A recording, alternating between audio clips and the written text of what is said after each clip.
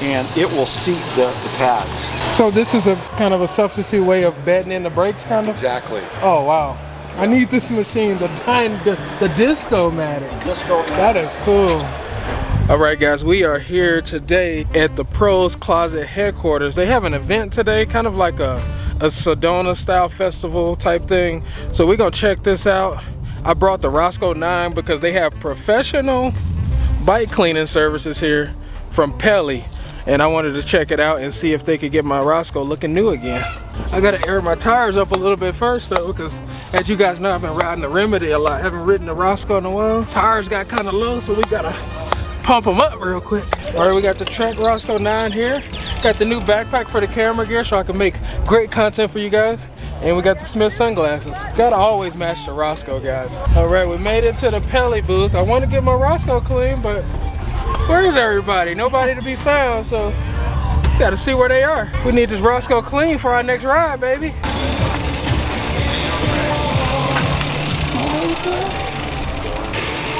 All right, we get into the Pelly bike wash. We finally found it.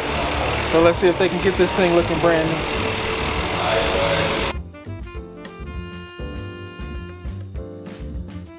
While we wait on the Trek Roscoe 9 to get all cleaned up, let's go look at some bikes and see what they have. All these bikes are on sale and available for demo. I got here kind of late, so I can't hit a trail, but let's see if we can find one to zip around on. All right, I think we're gonna try this Ibis Moho. Is that what it's called, Moho? Moho HD4. Listen to these I9s though. That's it. It's got whole brakes. It's got everything. I love how narrow these handlebars are though. All right, we're gonna try to go over here and get some pedals thrown on this and rip it around and see how it feels. Oh, this is cool actually. It feels good. That you can throw this thing around. This is super nimble. This feels like a adult kid's bike.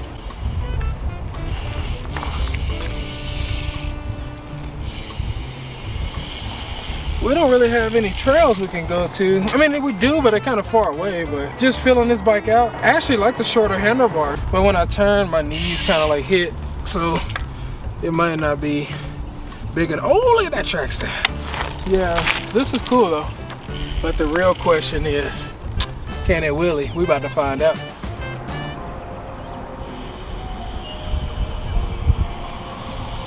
This Ibis got some wheelie skills. Look at the Ibis. Look at the Ibis, guys. This Ibis got some wheelie skills.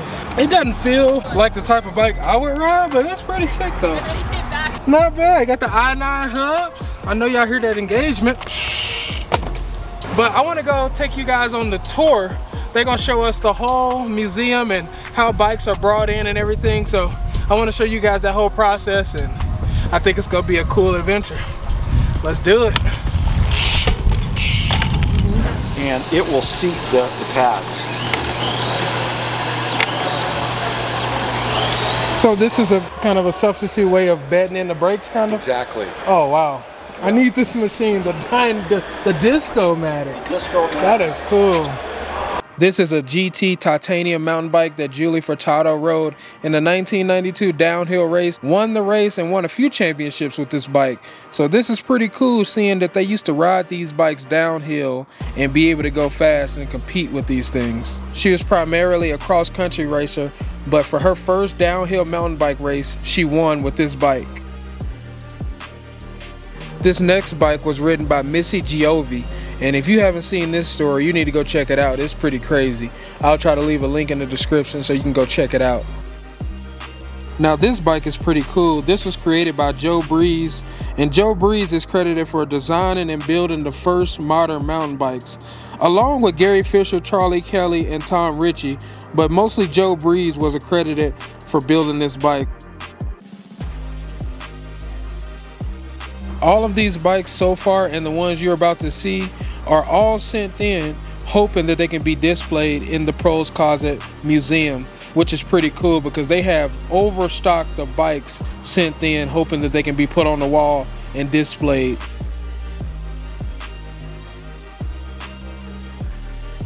So that's pretty awesome that the Pros Closet does that. they get people's old retro bikes and show them off in the museum and get them known, because that's awesome that these people still have these bikes and they look as good as they do.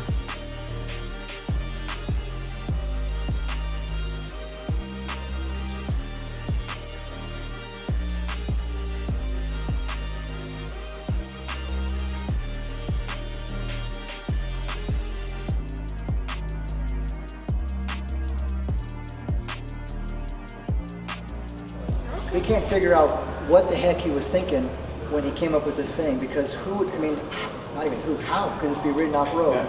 But he found a way to ride it off-road. Victor was a road racer in the 70s of a peculiar bent. He did the race across America enough times that he actually brought the name America into his name. Get a bike actually shipped to us after that process that David just explained. This is basically what it looks like. It's a bike in a box, packed in various different ways. Some people use those fantastic peanut foam things. Please don't do that. We don't like that. But yeah, this part of the process is basically 3 steps. Get it out of the box, turn it into a bike, and then eventually get it washed. This is basically the first opportunity to get real eyes on a bike. You know, we've looked at the photos, but this is a good opportunity to see, is anything crazy wrong with this bike? Is it broken into pieces? Possibly was it shipped here in such a way that may have caused some damage? So when in doubt, we kind of capture our first impression of the bike. If everything looks good though, no big deal. We're going to wait till the full inspection to get started on that. Often what it will look like when you get a bike at the inspection station, it's going to be super clean, put together, and ready to be examined head to toe. The inspection team is going to pass-fail each item on our inspection ticket, each component of the bike, to various standards that we have largely defined ourselves internally. Big things they're looking for here are obviously like big damage, like frame damage, carbon damage in particular, wheel damage, but they're also zeroing in on very specific parts of the bike. New cable, new housing, possibly bearing replacements. Each component of the bike is pass-failed, and then that inspection ticket really defines the path of the bike through the rest of our process. One thing I want to highlight in our service writing department of late is an improvement in our ability to detect carbon damage. So we partnered with an aerospace company called Barris. We use their device, which is a sonic resonance digital tap hammer. So we're basically measuring echo length of sounds that travel through the frame. So we tap a part of the frame, we measure how long it takes for that sound to travel through the frame. We get a baseline in various parts of the frame, and then when we tap near the damaged parts, we notice a significant increase in the duration of that echo, so to speak. So now we can process suspension a lot more efficiently. A lot of people don't know that you need to service your suspension every 50 hours of riding time. It's one of the common things that, if it's overlooked, can really wreck your suspension faster than if you take good care of it, just like changing your oil in your car. It's a good practice to do it. If you don't measure your hours, like at least once a year or more would be a good idea. Because we're such a high volume manufacturing facility, you might not see in shops or in certainly in like your own home garage area, but this is one of my favorites. This is our shock dyno. So when we do a 50 or a 200 hour service on a shock, it's really convenient to be able to test that right here without having to reinstall it into the bike. Because then if it's not ready, you have to uninstall it again. It's a lot more complicated there than it is there. This is where the sort of higher level services are going to be performed. Not just higher level in terms of skill, but also less predictable and more unique. Things that don't happen on every bike or many bikes at all, but they do happen to bikes, so they're going to happen here. The next phase is our production line. That's going to be more of our final tune. Every bike, every time gets the same services. This is the services that are generally unique to the bike that's coming through at that time. We have a ton of experience here, over 100 years of shop experience in this department. We've got really awesome tools that make their lives easier. These mechanics have also, as a team, designed their workstations. So they've designed these benches in terms of the height. They've installed rolling wheel options for these if we ever want to change the layout. They've chosen the tool layout and selection on the board, and everything is mirrored. So if one day this operator needs to work at this bench, they're not getting used to the new configuration. It's all extremely streamlined and sorted for efficiency there. Once a bike is done with all of its MasterTech services, it's going to be ready for our production line. It's a final tune of the bike, but it's broken out into 6 different stations. So one mechanic might normally do over the course of 30 minutes to an hour at their single station with one bike. We break up into sort of this assembly line process We have specialized operators working each station, focusing on very small segments of the bike so that their accuracy and efficiency can be a lot greater. We're actually standing on the test track right now. So this is where, after all the services have been completed, the last thing you need to do is test ride it. Lots of bikes shift great in the stand, and then when they're under load, it's a totally different story. So we know that every bike that you buy from us has been ridden by someone and confirmed that it's working properly under a test ride. We're basically going to create the product listing that you see on our website. So they're going to document every spec of the bike. Frame model, frame year, material, drivetrain configuration, set range, tire width, every last detail that you see on our website is input here. We have a giant catalog of bikes that we have listed, over 50,000. So we do have a decent starting point for a lot of bikes. We put up a 2021 Specialized Tarmac. A lot of those fields can be sort of auto-filled. However, every bike is different. Lots of people replace wheels, lots of people get new cranks. So we are combing through each bike to document each spec accurately. Fun fact here, this guy in our video on the left, Richard, has been here 4 years. Of those 50,000 bikes, he's documented over 20,000 of them himself. This is probably my second favorite part of the process, the line being my favorite. This team is putting the sweet photos on the product page that you see. So each bike's gonna get 5 or 6 standard photos, your drive side, your non-drive side. You can kind of see Josh here doing some of those photos in that video.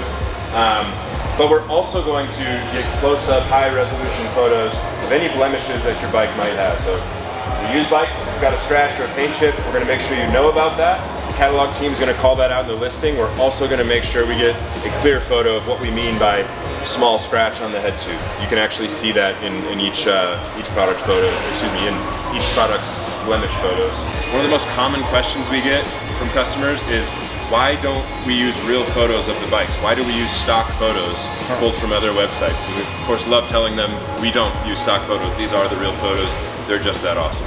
Any questions here? It's my last tour of the day, guys. Don't make it too easy on me. 2 primary goals here at this station. One, obviously, we want to make sure the bike gets to you safely. So we're going to pack the bike and protect all of the key contact points, both with the bike with itself, so the wheel onto the bike, as well as the bike against the box. So we use pretty elaborate custom foam protection configurations specific to each bike. Each bike's different size, different handlebar lengths and widths, so the contact points are always different. So we do a really good job of protecting the bike in the box. The second focus is what we call ride fast shipping. We want you, if you want to be able to ride this bike really quickly when it arrives. There's nothing worse than new bike day and then having to wait and take it to a shop and get it built, and maybe they're not done with it for a week. Our goal is to be able to have you ride it that day. Most of our bikes are shipped exactly like this, where all you have to do upon receiving it is install the front wheel and align the handlebars with the torque wrench that we provide with you with each bike. About 15 minutes after getting your bike, you should be able to ride it, and we think that's pretty cool. Any questions here? Somebody give me a question.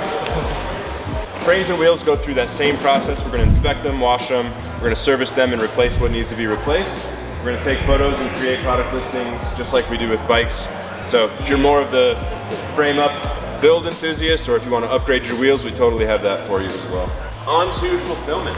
You can see we can go 5 stories high, much easier. We have order pickers that can do a lot of that lifting for us. And just geometrically speaking, it takes up a lot less space in a finished goods warehouse like this to put them in boxes. Alright, so we got to check out behind the scenes at Pros Closet.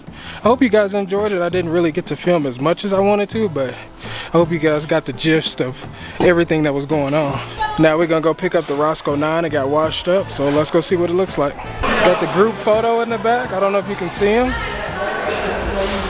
There you go. So let's go pick up my Roscoe. See what she's looking like.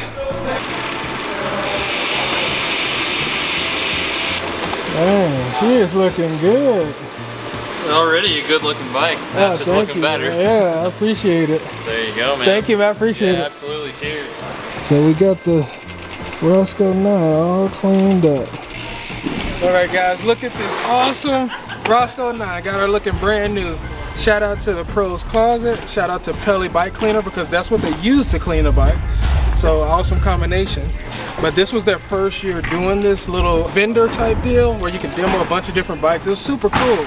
I really appreciate and all the awesome talent that really told us everything about what's going on here. Super informative.